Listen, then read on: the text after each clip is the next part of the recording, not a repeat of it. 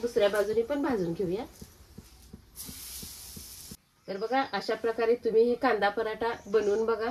नमस्कार, मी प्रमिला झांबरे। तर झांबरे रेसिपी मध्ये तुमचं मनापासून स्वागत आहे। तर आज बनवणार आहे मी कांदा पराठा। त्यासाठी मी मोठे 2 कांदे चिरून घेतलेत, तर उभा चिरला आणि सुट्टा केलेला आहे। तर आता ह्याला मी थोडासा भाजून घेणार आहे। त्यासाठी मी साहित्य घेतले, 1 प्लेटभर कोथिंबीर आहे, अर्धी वाटी मैदा घेतलेला आहे। जेवढा आपल्या घरात मसाला येतो थोडं गरम मसाला, पावभाजीचा मसाला, सगळे थोडे थोडे मसाले मी घेतलेले आहेत। चटणी घेतली, धने पावडर घेतले, थोडासा ओवा घेतलेला आहे। तर आता हे कांदा मी भाजून घेते। त्यासाठी मी लोखंडी तवा ठेवलेला आहे। कच्चा कांद्याचा वास येतोय आणि ज्या वेळेस आपण पराठा करतो त्यावेळेस ती कांदा पण आत कच्चाच राहतोय, म्हणून मी कांदा भाजण्यासाठी तव्यामध्ये टाकलेला आहे। तर मी याच्यावर थोडंसं तेल ओतून घेते। तेल ओतल्यानंतर काय होईल, कांदा आपला पटकन भाजला जाईल। तर छान असा आता भाजून घेते मी। जास्त कांदा आपल्याला काळा पण करायचा नाही आणि जास्त कच्चा पण ठेवायचा नाही। तर 1-2 मिनिटासाठी आपल्याला कांदा असा आलटी पलटी करून घ्यायचा आहे। जास्त वेळ करपल असा बी करायचा नाही, त्याला सारखं हलवत राहायचं आहे। म्हणजे खालची बाजू वर होईल, वरची बाजू खाली होईल।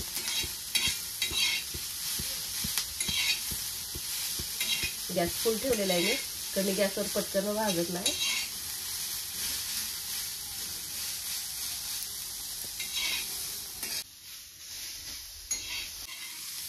तर बघा कांदा थोडासा लालसर झालेला आहे। आपल्याला अजून थोडासा कांदा भाजून घ्यायचा आहे।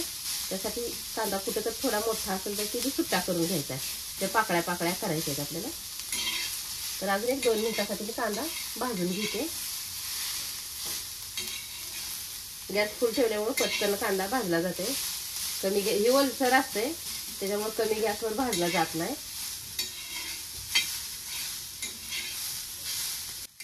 तर आता असा कांदा मी भाजलेला आहे, जास्त पण काळा केलेला नाही, आपल्याला काळा करायचा पण नाही। मी काय करते, गॅस बंद करते। आता हे थोडेसे मसाले टाकून घेते। तर ही धने पावडर 1 चमचा, गरम मसाला 1 चमचा, पावभाजीचा मसाला आहे। आपले जे घरात मसाले आहेत ते मसाले मी सगळे 1-1 चमचे घेतलेले आहेत। लाल चटणी 1 चमचाभर घेतली, थोडीशी कोथिंबीर आहे। हे कांद्यात चवीनुसार आपल्याला मीठ टाकून घ्यायचं।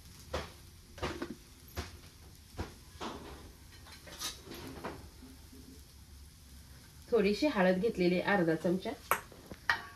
तर छान असं आपल्याला हे कांद्याला मिक्स करून घ्यायचं।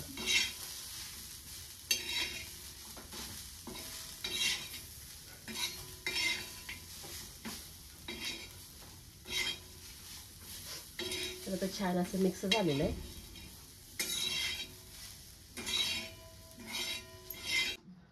तर छान असं सगळं कांद्याला मसाला सगळं मिक्स झालेलं आहे। तर मी हे तवा उचलून साईडला ठेवते।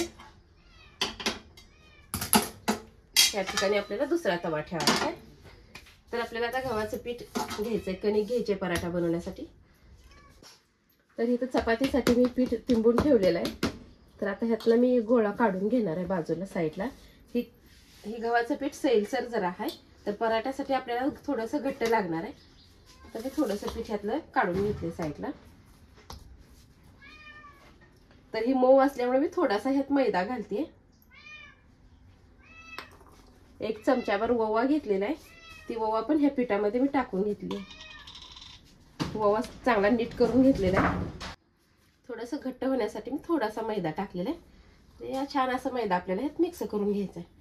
तर यात पाणी ही अजिबात वापरायचं नाही, कोरडाच मैदा मिक्स करायचा, लगेच मिक्स होते, लय वेळ पण नाही लागत ह्याला।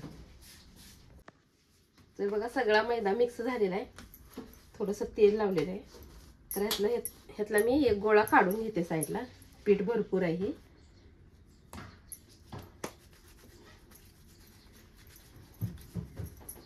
छान असा उंडा केलेला आहे। आपण आता ह्याला लाटायला घेऊया।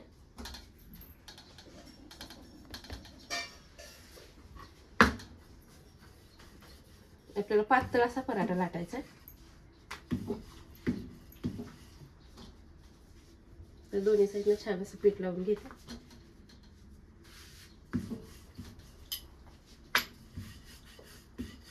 तर बघा पातळ असा पराठा मी किती छान असा मोठाच्या मोठा लाटलेला आहे. आता ह्यात आपल्याला कांद्याचं सारण ठेवायचं आहे. तर ही मग अशी आपण केलेलं कांद्याचं सारण ही ह्यात मी घेते.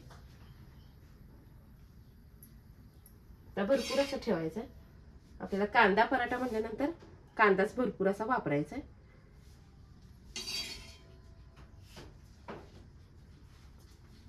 तर हे ठेवताना आपल्याला त्रिकोणी आकाराने पराठा बनवायचा आहे, त्याच्यामुळे त्रिकोणी आकाराने ठेवून घेते मी.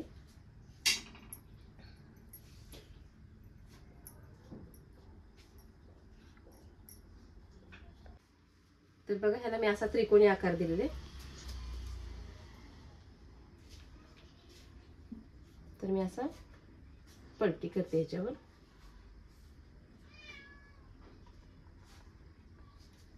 आता ही साईड थोडीशी पलटी करायची म्हणजे आपला त्रिकोणी आकार तयार होतोय. असा त्रिकोणी पराठा केलाय. गॅसवर मी तवा ठेवलेला आहे. तव्याला छान असं तेल लावून घेते अगोदर, म्हणजे आपला पराठा चिटकणार नाही. तर सगळीकडे तेल लावलेलं आहे. आपल्याला सावकाश असा ही पराठा उचलून घ्यायचा आहे.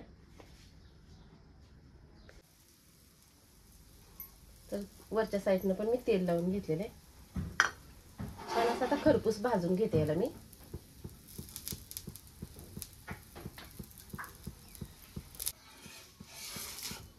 तर आपण आता ह्याला पलटी करूया, दुसऱ्या बाजूने पण भाजून घेऊया.